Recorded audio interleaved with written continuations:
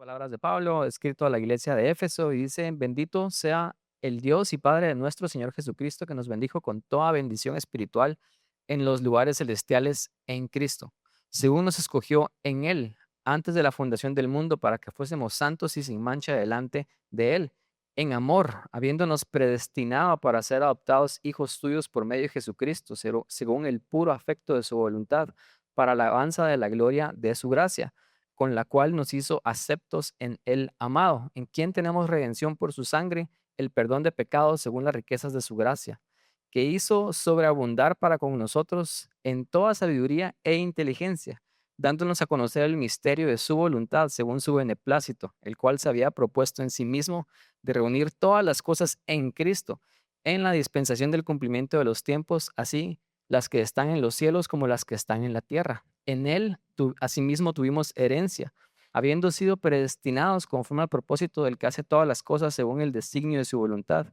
a fin de que seamos para alabanza de su gloria. Nosotros, los que primeramente esperábamos en Cristo, en él también vosotros, habiendo oído la palabra de verdad, el evangelio de vuestra salvación, y habiendo creído en él, fuisteis sellados con el Espíritu Santo de la promesa, que es las arras de nuestra herencia hasta la redención de la posesión adquirida para alabanza de su gloria.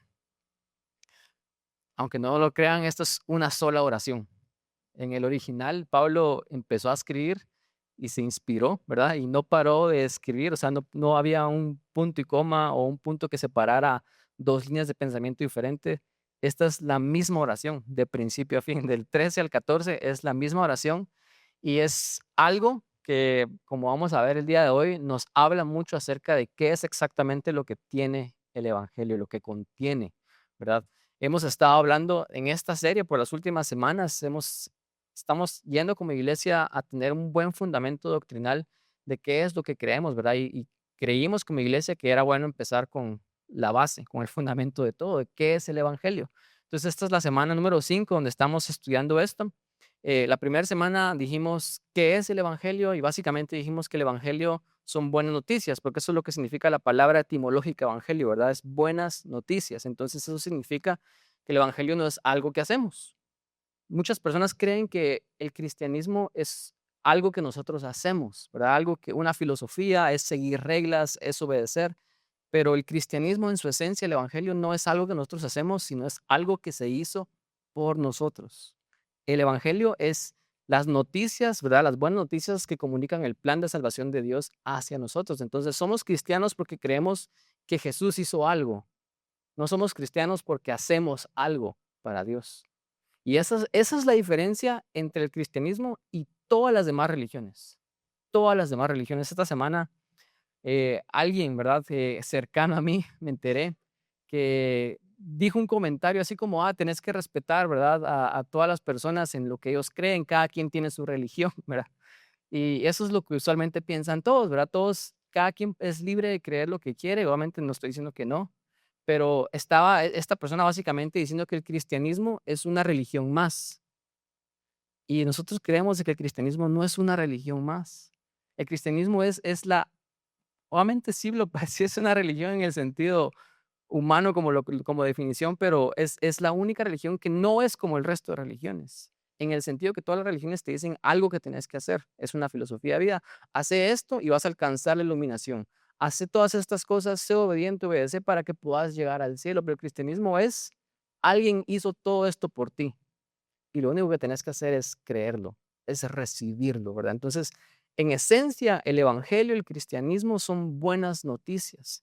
Y por eso vimos, ¿verdad? Obviamente que no es el evangelio, no es algo que hacemos, pero por eso vimos que la respuesta correcta a las noticias es que no, tú no seguís las noticias en el sentido que tenés que obedecer las noticias. Tú solo crees las noticias, ¿verdad? Las noticias te afectan, entonces las crees, ¿verdad? Entonces, el evangelio es, nuestra respuesta correcta es fe. Y fe vimos que tiene dos caras, ¿verdad? Son dos cosas, dos conceptos que es arrepentimiento y fe, que son como dos caras de una misma moneda, ¿verdad? Arrepentimiento es básicamente dejar de creer mentiras y fe es creer la verdad. Entonces es algo que tiene que ir unido, ¿verdad? Y eso básicamente es un resumen así bien brusco, ¿verdad? Ahorita estoy machateando todo lo que dije en las últimas predicas, pero ustedes pueden escuchar mejor los mensajes, están en redes sociales, en Spotify o YouTube.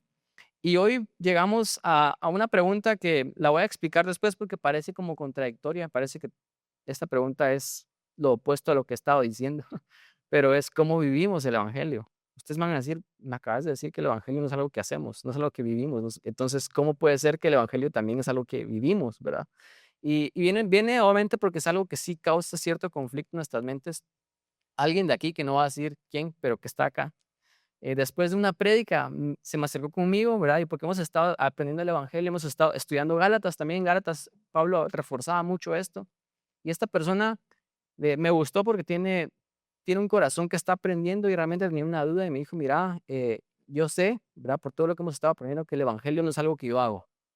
No es una filosofía de vida, no es algo que yo tenga que hacer, es algo que simple y sencillamente yo recibí, yo tengo que creer. Pero ¿y ahora qué? Me dijo él.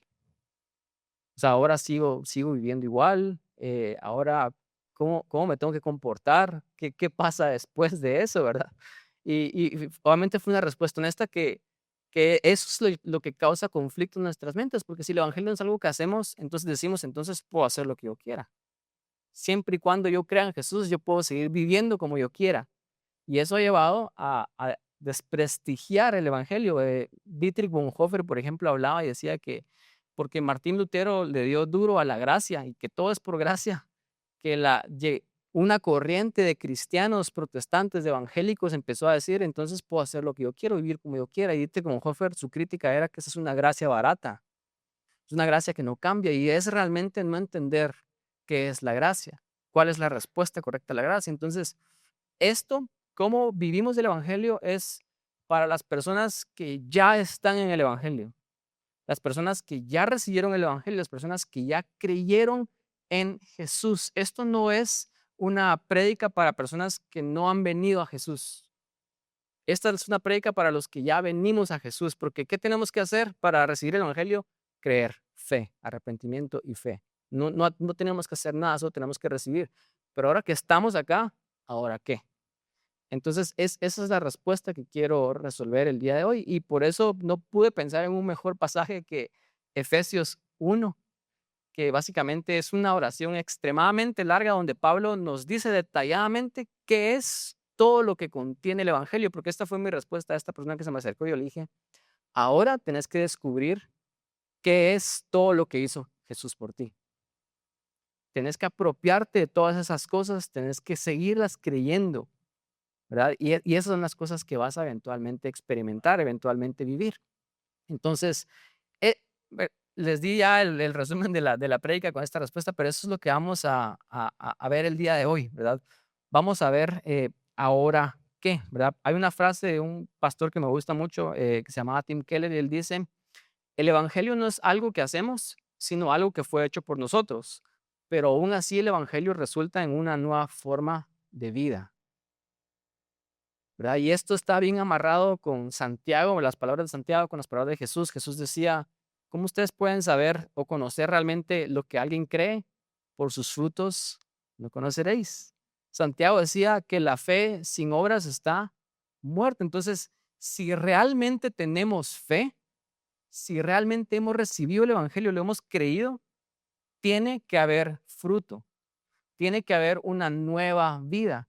Y aunque el evangelio no es una nueva vida, el evangelio sí produce una nueva vida. No sé si me están entendiendo, los estoy haciendo bolas acá, pero esa es la pregunta que queremos resolver. Entonces tengo tres preguntas el día de hoy. ¿Cuáles son todas las bendiciones espirituales que recibimos con el evangelio? ¿Verdad? Qué es todo ese paquete que recibimos cuando recibimos el evangelio? Y después, ¿qué viene después del evangelio? Y por último, ¿cómo vivimos el evangelio? Entonces, vamos a empezar con el punto número uno, que es cuáles son todas las bendiciones espirituales que recibimos con el Evangelio. Y nuevamente, escogí Efesios porque en esta frase tan extensa de 11 versículos, Pablo no para de hablar y no para de hablar porque él está describiendo exactamente todo lo que el Evangelio trae, todo lo que el Evangelio hace y causa en nosotros. Entonces, yo creo que no pude haber pensado en una frase, en solamente una frase o un pedazo de la Biblia que incluya casi que todo lo que el evangelio trae. Quiero obviamente decir que esta es una vista panorámica, así desde arriba. No sé si ustedes están en una ciudad y ustedes están conociendo la ciudad, pero después ustedes van al punto más alto de la ciudad, ustedes miran hacia abajo y miran todos, ustedes pueden entender mucho mejor cómo la ciudad está estructurada y formada, ¿verdad? Esa vista panorámica es lo que vamos a hacer el día de hoy, no nos vamos a ir profundo porque podríamos hablar semanas y semanas acerca de esto, entonces con eso también quiero decir que no le voy a hacer justicia a Efesios 1, definitivamente no le voy a hacer justicia, es nada más, vamos a pasar así rápido, volando, porque es demasiado contenido. Y definitivamente si hacemos, por ejemplo, una teología sistemática, podríamos definir cada término mejor y habrían muchísimas más cosas que no están acá.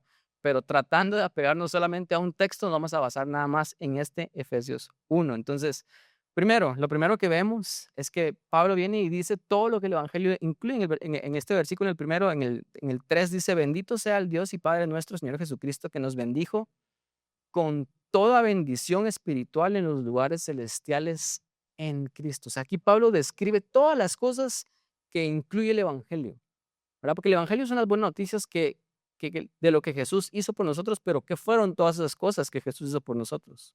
¿Qué fue exactamente lo que Él nos dio? Entonces Pablo aquí describe todas estas cosas y lo llama como bendiciones espirituales.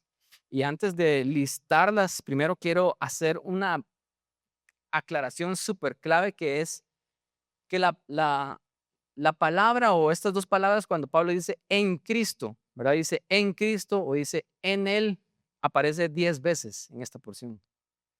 Se los voy a leer así rapidito. Dice, bendito sea Dios el Padre, nuestro Señor Jesucristo, que nos bendijo con toda bendición espiritual en los lugares celestiales en Cristo. Después en el 4 dice, según nos escogió en Él. Después en el 5, en amor, habiéndonos predestinado para ser adoptados hijos suyos por medio de Jesucristo, según el puro afecto de su voluntad. O sea, esto es simple y sencillamente porque Dios es bueno, porque Él nos dio esto de pura gracia, para alabanza de la gloria de su gracia, dice después, en lo cual nos hizo aceptos en el amado, con A mayúscula. Después dice, en quien tenemos redención por su sangre, el perdón de los pecados, según las riquezas de su gracia, dándonos a conocer el misterio de la voluntad, según su beneplácito, la cual se había propuesto en sí mismo, de reunir todas las cosas en Cristo. Versículo 11, en Él tuvimos herencia, habiendo sido predestinados, según el designio de su voluntad, para que seamos alabanza a su gloria. Después dice, nosotros los que primeramente esperábamos en Cristo, en el 13, después en Él también vosotros, eh, habiendo oído la verdad del evangelio de vuestra salvación y habiendo creído en Él, fueron sellados. Entonces, 10 veces Pablo menciona esto. O sea, el punto de todo esto, lo quiero que entiendan antes de entrar a esto, es de que todas estas cosas vienen, ¿por qué? Por, por Cristo. Él es la causa. Él nos dio todas estas cosas y lo hice muchas veces porque Él es bueno, porque Él quiere.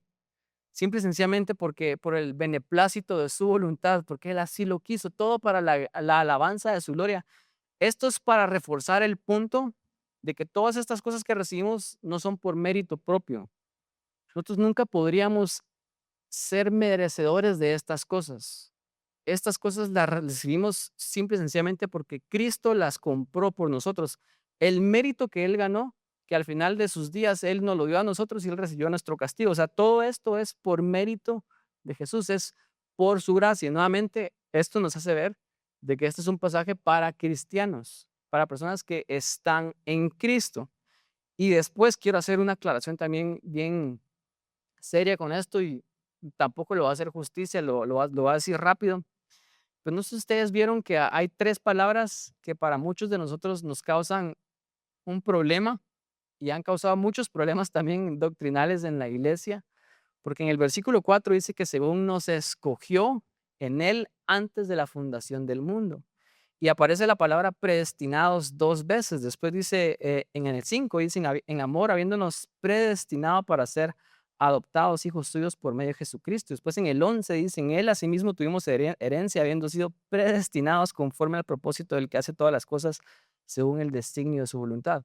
Si ustedes se han metido a estudiar la Biblia un poquito más de lo normal, se han topado con conceptos, ¿verdad?, de personas que dicen que básicamente nosotros no tenemos libre albedrío y que Dios predestinó a ciertas personas para salvación. Eso quiere decir de que Dios también predestinó a ciertas personas de que no fueran salvas, porque Él es el que escoge. Entonces Dios escoge a unos para que sean salvos y predestina a unos para salvación y a otros no. Y esto ha llevado a una doctrina, ¿verdad? Que usualmente la llamamos como la doctrina de la predestinación, el calvinismo.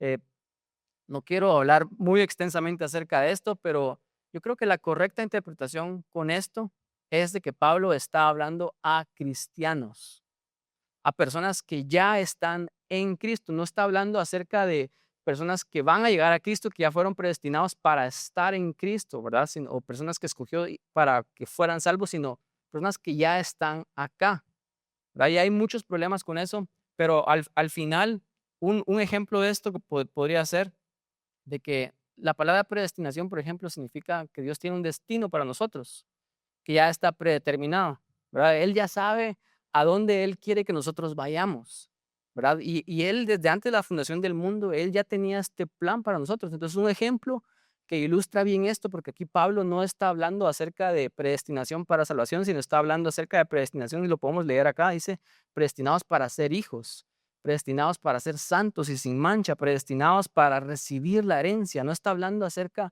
de predestinación para salvación, sino para recibir todas las cosas que en su plan ya estaban formuladas en el plan de Dios que nos iba a dar desde antes de la fundación del mundo. Pero un ejemplo de esto, porque yo sé que lo estoy confundiendo, perdón, pero lo tengo que decir porque está acá, ¿verdad?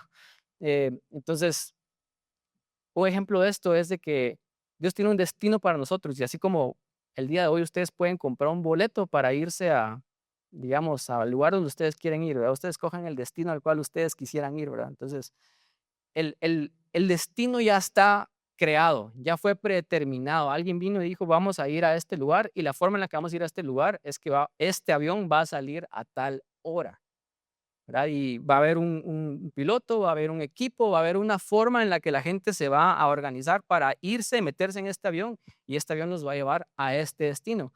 Pero cada quien decide subirse al avión. O sea, Dios ya predestinó el plan, Él ya sabe a dónde nos quiere llevar, que nos quiere llevar a estas cosas, a adopción, a santificación, a las cosas que vamos a decir después, a eventualmente recibir la herencia de una manera completa, ¿verdad? Él ya tiene el destino predeterminado, pero nosotros decidimos si nos vamos a subir o no. Esa yo creo que es la interpretación que yo tengo. Después podemos hablar si ustedes tienen otra, ¿verdad? Y platicamos. Pero habiendo dicho eso, Pablo claramente está demostrando que el evangelio es un plan que Dios tiene para todos nosotros los que estamos en él. El evangelio tiene cosas que Dios tiene predeterminadas o destinadas para que nosotros vivamos en esas cosas, las experimentemos y algún día las veamos de manera completa. Porque ahorita no lo podemos ver de manera completa. Ese es el plan. O sea, esas son las bendiciones espirituales que Pablo está hablando.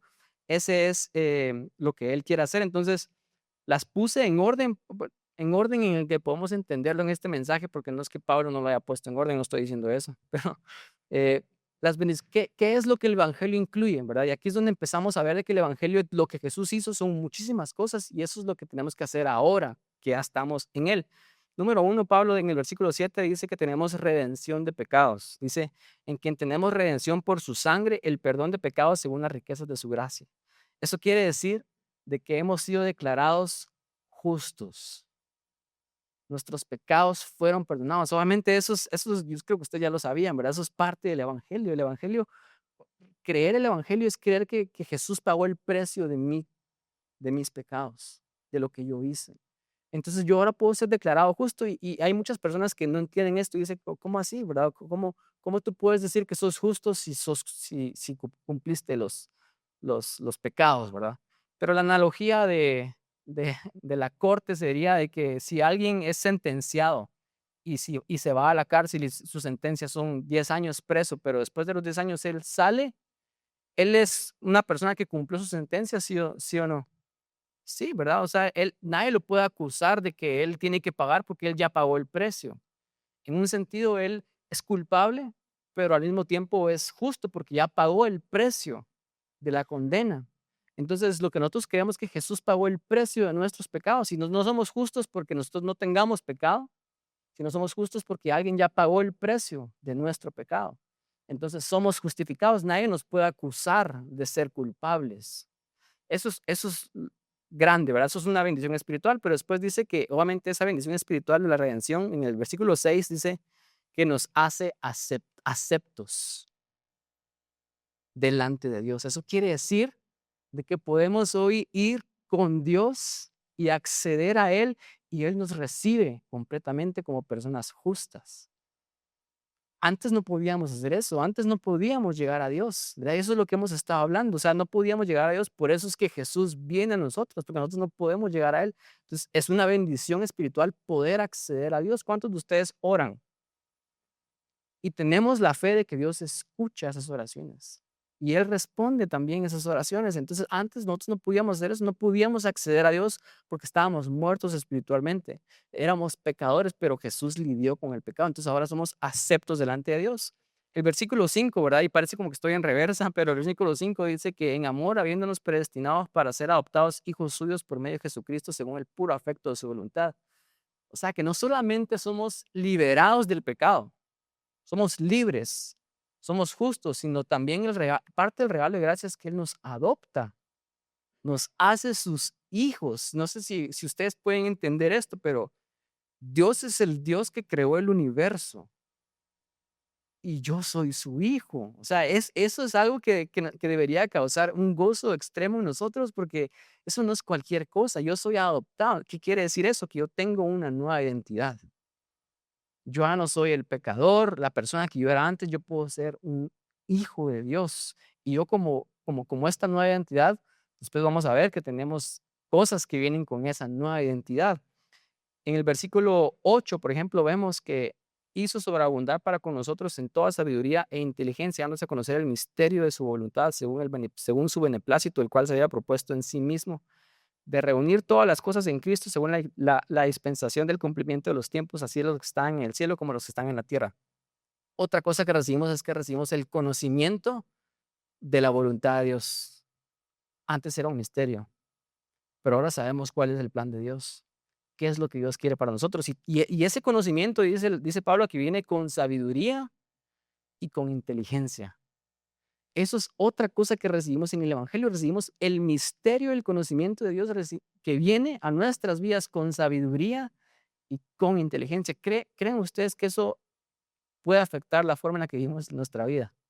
Si ahora tenemos conocimiento, si ahora tenemos un conocimiento con sabiduría, ¿verdad? Con inteligencia, ¿creen ustedes que eso debería afectar o puede afectar la forma en la que vivimos la vida? Claramente, ¿verdad? Eso es parte también de las bendiciones espirituales. Otro que vemos acá en el versículo 4, que es donde empieza, dice, según nos escogió en Él antes de la fundación del mundo para que fuésemos, ¿qué? Santos y sin mancha. Eso es lo que llamamos como cristianos nuestra santificación. ¿Santo qué significa? Santo es alguien que ha sido apartado para algo, alguien que está apartado, que no se junta, no se mezcla, ¿verdad? Y específicamente con qué? Con el pecado. Por eso es que está junto acá, santos y sin mancha. Eso quiere decir que Dios también nos escogió como sus hijos. Si estamos en Cristo, nos escogió para que fuéramos cada vez más y más santos. Ese proceso de santificación es el proceso de dejar el pecado y empezar a vivir en el Espíritu, empezar a inclusive a producir fruto. Entonces, solo con esas cosas empezamos a ver qué es lo que quiere Dios ahora que ya estamos en el Evangelio. O sea, podríamos decir, ¿verdad? Y hay otro versículo que dice esto: ¿cuál es la voluntad de Dios para nuestras vidas? Es vuestra santificación. Que nosotros cada vez seamos cada vez más y más apartados para Él. Cada vez dejemos más y más el pecado y que vivamos vidas nuevas, vidas libres de pecado, que no tengamos mancha. Eso es lo que Dios quiere para nosotros, ahora que ya estamos en Él. Y esto es lo que nos confunde, ¿verdad? Porque antes nosotros pensábamos que teníamos que dejar de pecar para venir a Dios, pero ahora sabemos que no podemos dejar de pecar si Dios no va a nosotros primero. Pero cuando Él ya va a nosotros y nos rescata y nos salva y hace todas estas cosas, Él sí puede santificarnos. Él sí puede limpiarnos. Para todos los que estamos luchando con el pecado, estas son buenas noticias. Dios quiere tu santificación y Dios, de hecho, es una bendición espiritual que Él tiene disponible en el Evangelio. Después encontramos herencia, por ejemplo, 2 veces en el versículo 11 dice, en Él tuvimos herencia, habiendo sido predestinados conforme al propósito del que hace todas las cosas según el designio de su voluntad. Y en el 14 nuevamente dice que es las arras de nuestra herencia, hasta la redención de la posesión adquirida para la alabanza de su gloria. Escuchen esto, antes el concepto de hijos, de adopción que Pablo tenía en mente. Pablo vivía en un mundo romano y ustedes saben que los romanos no adoptaban así como nosotros adoptamos el día de hoy. El día de hoy adoptamos usualmente cuando alguien está pequeño, ¿verdad? Inclusive las personas prefieren a veces adoptar a bebés que a niños grandes, ¿verdad? Pero aún así adoptamos hasta la edad en la que alguien es considerado menor de edad. Alguien puede adoptar, por ejemplo, a alguien de 17, pero si ya tiene 18, casi que dicen, ¿para qué adoptar si ya es un adulto, verdad? Pero en estos tiempos los romanos adoptaban a adultos y a gente mayor. ¿Y por qué hacían eso? Usualmente es porque habían personas que estaban a punto de morir y no tenían a alguien digno de darles su herencia. Entonces los emperadores romanos hacían esto todo el tiempo, ¿verdad? Porque si ellos no tenían hijos que ellos consideraban que podían dirigir bien el imperio romano, ellos adoptaban a otra persona y decían, te voy a ser mi hijo para que cuando yo me muera tú sigas con todo esto. Entonces, el concepto de adopción que Pablo tenía en mente es un concepto que definitivamente no solamente somos hijos, sino somos hijos de un rey. Y como hijos de un rey, tenemos ¿qué? Herencia. Y lo que nosotros creemos con esta herencia es de que no la vamos a recibir completamente acá, en esta vida. Por eso Pablo dice que tenemos algo que ahorita vamos a llegar a eso, que nos da como una garantía de que algún día lo vamos a ver de forma completa. Pero eso quiere decir que tenemos todo lo que Cristo merecía, ahora es nuestro por herencia. Esa es parte de otra bendición espiritual.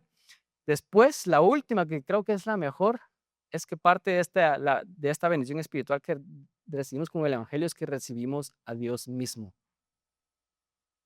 El versículo 12 dice, habiendo oído la palabra de verdad del Evangelio de vuestra salvación y habiendo creído en él, fuisteis sellados con el Espíritu Santo de la promesa, que es las arras de vuestra herencia hasta la redención de la posesión adquirida para la alabanza de su gloria.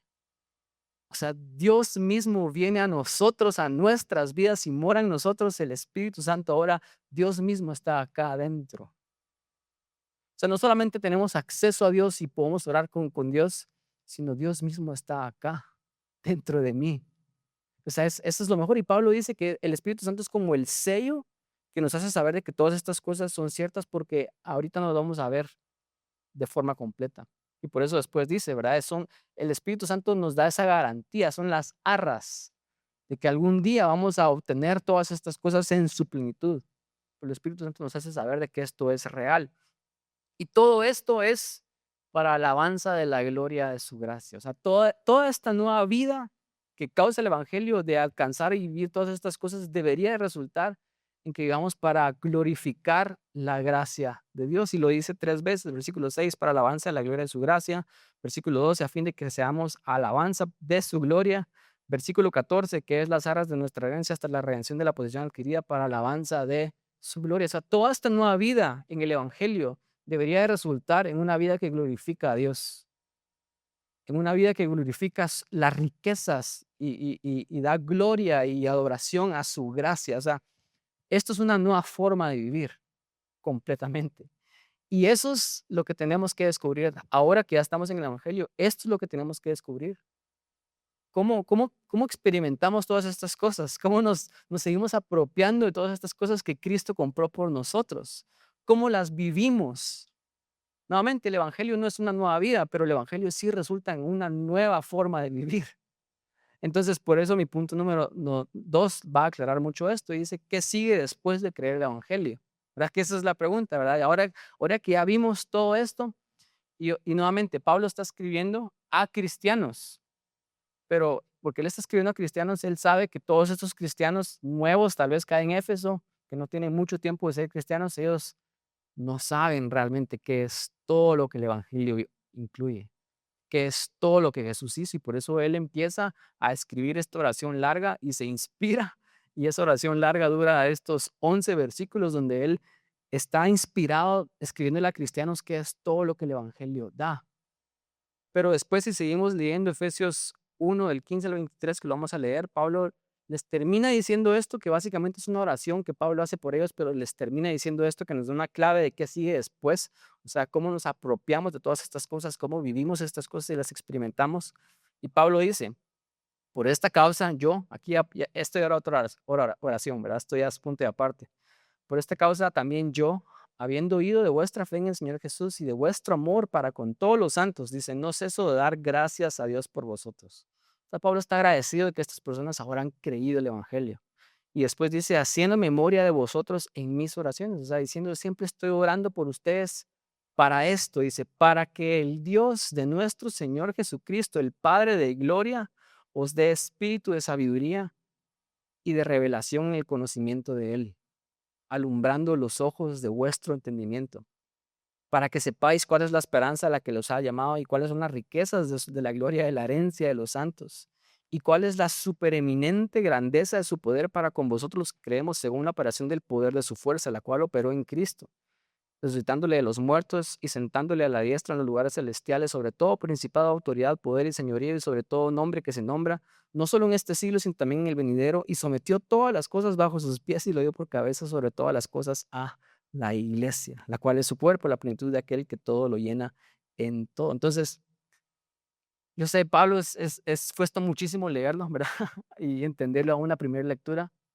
Pues nuevamente, Pablo le escribe esta carta a Efesios y es una carta diferente, es similar a la carta de Romanos, porque en otras cartas Pablo usualmente escribe para tratar problemas, pero acá no.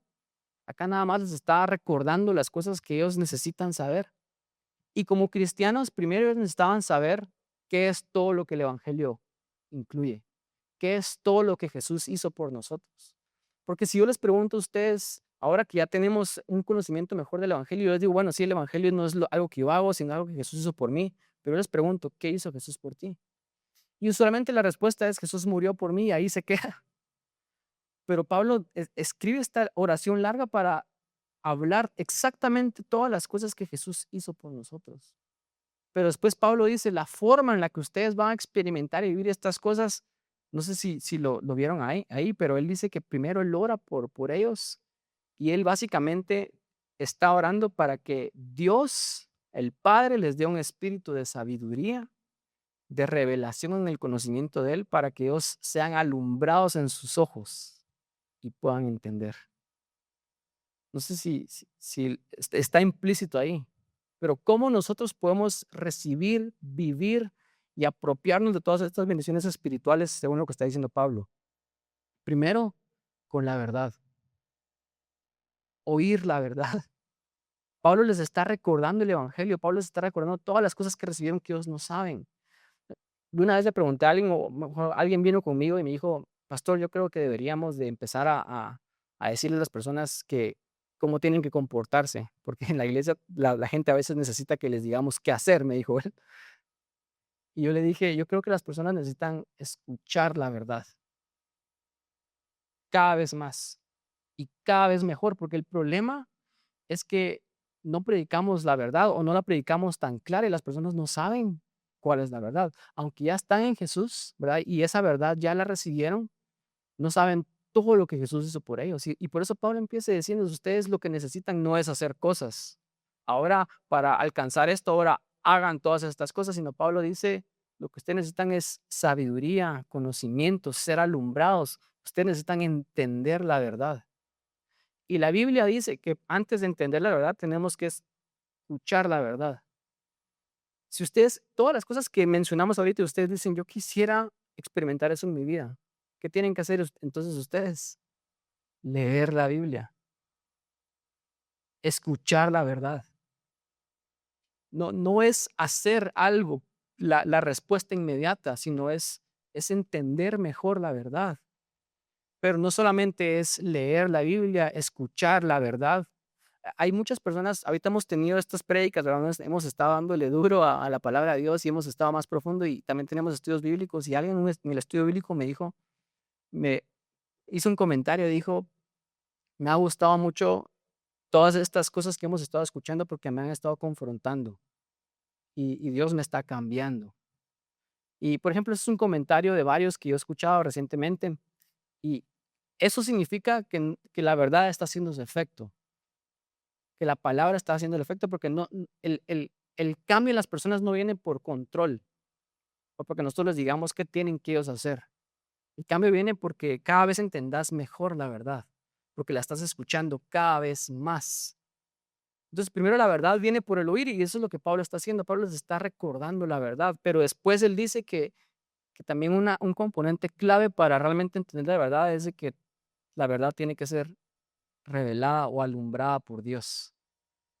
Porque eso es lo que Pablo está orando. Él dice, yo oro para que el Padre de la Gloria abra su conocimiento, su, les dé sabiduría para que sus ojos espirituales sean alumbrados, dice Pablo. ¿Y quién hace eso? El Espíritu Santo. No sé si ustedes se recuerdan, en Juan también lo leímos en un discipulado. Jesús viene y dice que el Espíritu de verdad, ¿cómo lo llama Jesús? Espíritu de verdad. Él os recordará todas las cosas. Él dará testimonio de mí. Entonces, Pablo también dice, ¿verdad? Aquí lo tengo apuntado en Corintios, dice, porque no somos competentes, ministros competentes de un nuevo pacto, no de letra, sino de espíritu, porque la letra mata, más el espíritu vivifica. O sea, entender de que también solamente el conocimiento intelectual tampoco es la solución, no estamos diciendo eso. Es la letra, sí, es la verdad, pero iluminada de parte de Dios a nuestros corazones. O sea, son las dos cosas. Es la palabra de Dios y el Espíritu Santo cada vez iluminando mejor esa verdad a nuestras vidas, a nuestras mentes. El versículo que Seward leyó acá me gustó un montón porque Pablo está diciendo, sí, canten, pero también canten con el entendimiento, ¿verdad? Con el Espíritu, sí, pero nuestra mente tiene que estar completamente activa. Sí tenemos que entender la verdad, porque si no entendemos la verdad no podemos vivirla. Pero tenemos que entender que la verdad viene como también una revelación, un alumbramiento especial de parte de Dios. Necesitamos leer la verdad con el Espíritu, porque la letra, solo la letra eventualmente nos puede hacer muy religiosos y muy legalistas y nos puede alejar, de hecho. Los fariseos, por ejemplo, eran expertos en la Biblia supuestamente, pero la leían sin el Espíritu, sin ese alumbramiento de parte de Dios. Entonces, ¿cómo alguien puede saber tanto de Biblia y estar y crucificar a Jesús, por ejemplo? Negar a Jesús. Es porque este texto tiene que ser leído con el Espíritu Santo. Nuevamente, si no entendemos la verdad, si no creemos mejor, entonces nunca la vamos a poder experimentar, la vamos a poder vivir. Y ese es el punto. Y Pablo está diciendo, si ustedes pudieran recibir este conocimiento, la verdad, si Dios diera sabiduría a sus vidas, si sus ojos fueran alumbrados, dice Pablo, entonces ustedes, dice, van a saber cuál es la esperanza a la que Él los ha llamado. O sea, ustedes van a entender qué es lo que Dios quiere para ustedes y ustedes van a tener una esperanza. Después Él dice cuáles son las riquezas de la gloria y la herencia de los santos. O sea, Él está diciendo, ustedes van a entender qué es todo lo que Dios tiene preparado para ustedes, que ustedes ahorita no saben. Pablo después dice, el cual, y cuál la supereminente grandeza de su poder para con nosotros que creemos según la operación del poder de su fuerza, la cual operó en Cristo resultando lo de los muertos y también lo puso sobre toda autoridad, sobre toda potestad, le dio todo dominio a Jesús. O sea, Pablo está diciendo, ese mismo poder que resucitó a Jesús y que lo puso en ese lugar de autoridad es el mismo poder que actúa a favor de ustedes. Y Pablo está diciendo, si ustedes nomás pudieran entender y el Espíritu Santo les pudiera alumbrar sus mentes, ustedes tendrían esta esperanza, ¿verdad? Y después termina diciendo Pablo, lo cual lo dio por cabeza de todas las cosas a su iglesia, la cual es su cuerpo. O sea, Pablo está diciendo, ustedes entenderían de que Jesús es su líder y Él está unido con ustedes y los está guiando a ustedes a llenar todo en todo, que es la plenitud de todo. O sea, Pablo empieza a hablar acerca de qué es todo lo que Dios quiere para nosotros, pero Pablo básicamente dice, ustedes no van a entender nada de esto si ustedes primero no escuchan la verdad, no entienden la verdad porque el Espíritu no se las está revelando. Entonces, eso nos lleva al punto final de cómo podemos vivir el Evangelio.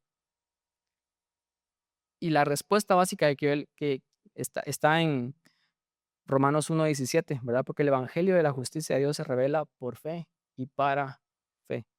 O sea, el evangelio no es que yo recibo el evangelio por fe y ahora que estoy acá, ahora tengo que hacer cosas. Es ahora seguís creyendo cada vez mejor.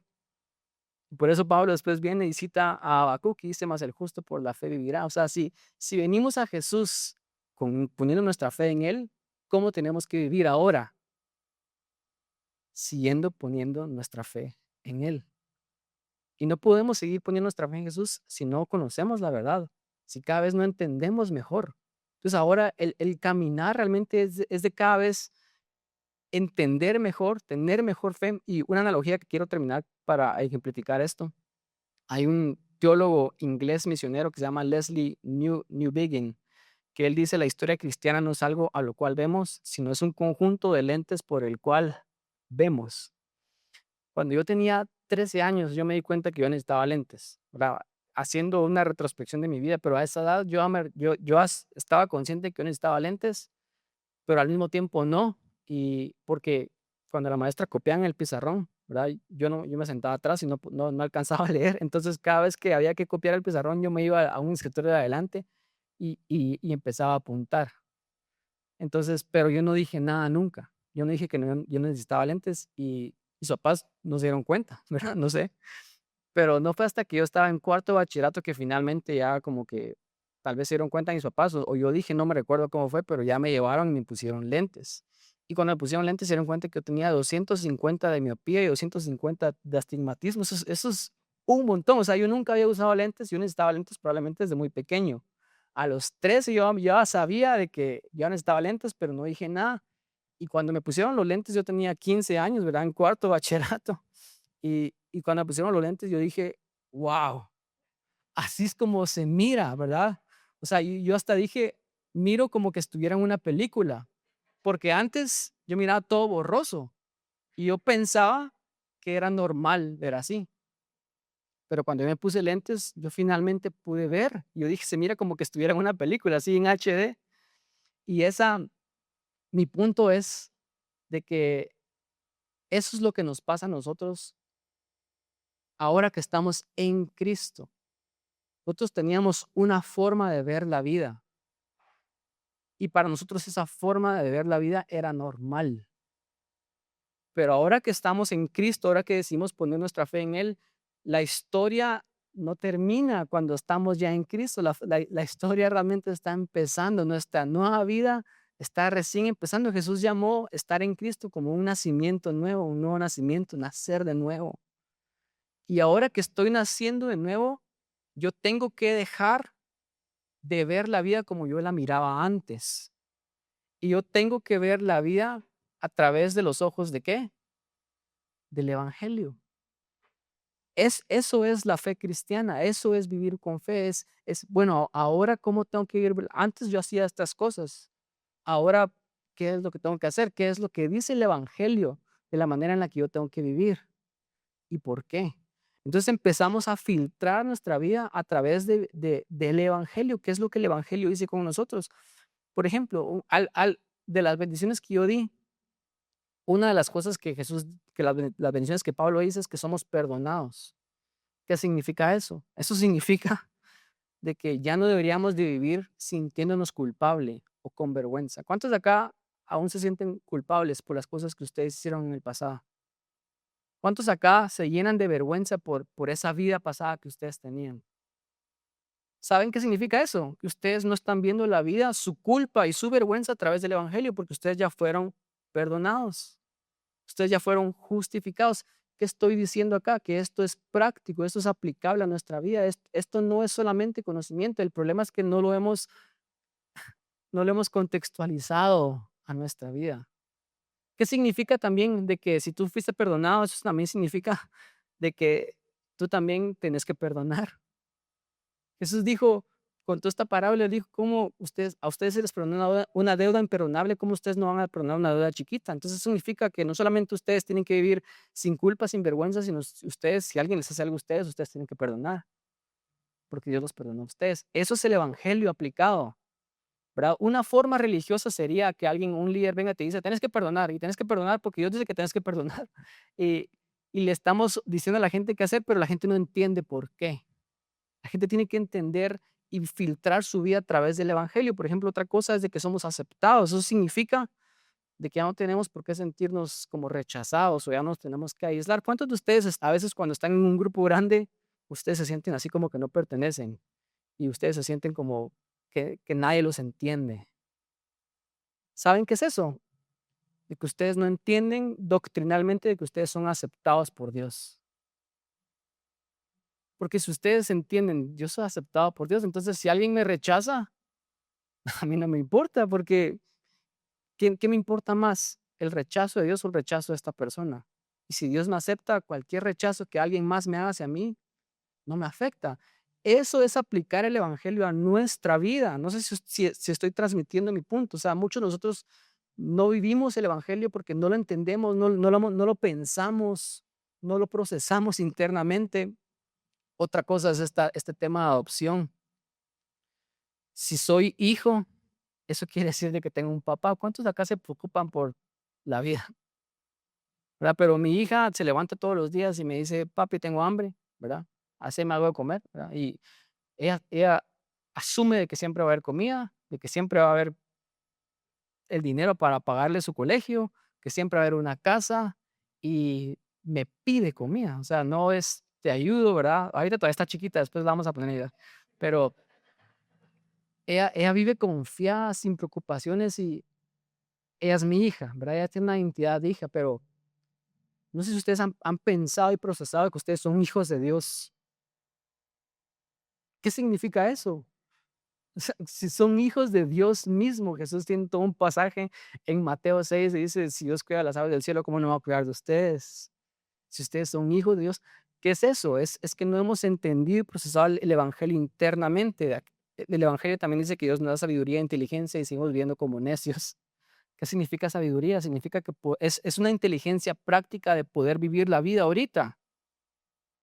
Entonces, yo sé que la vida es compleja, es difícil, pero Dios nos da sabiduría para vivir y manejar las complejidades de la vida.